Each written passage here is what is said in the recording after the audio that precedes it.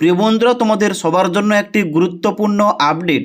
তোমরা যারা WBCS 2024-এর application করতে গিয়ে কোনো পার্টে ভুলভাল করে ফেলেছো, তোমরা অবশ্যই জানো গত 22শে ডিসেম্বর এর জন্য এডিট উইন্ডো চালু করা হয়েছিল, যার লাস্ট ডেটটা ছিল 29শে ডিসেম্বর 2025 তারিখ পর্যন্ত। কিন্তু এখনও বর্তমানে ডব্লিউবিপিএসসি বোর্ডের তরফ থেকে এই সংক্রান্ত নতুন একটি নোটিফিকেশান কিংবা অ্যানাউন্সমেন্ট করা হয়েছে, যেখানে বলা হচ্ছে যে WBCS executive etc examination 2024 advertisement number 8/2024, the commission has decided to extend the closing date of edit window as well as uploading of certificate from 29শে December 2025 to midnight of 5th January 2026।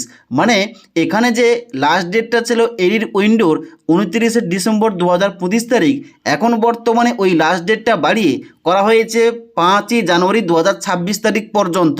এবং এখানে কিন্তু অবশ্যই যারা বিভিন্ন caste category থেকে আবেদন করেছে, তা হতে পারে SC, ST, OBC, EWS category, তাদের সবাইকে সার্টিফিকেটটা আপলোড করতে হবে 5 জানুয়ারি 2026 তারিখের মধ্যে।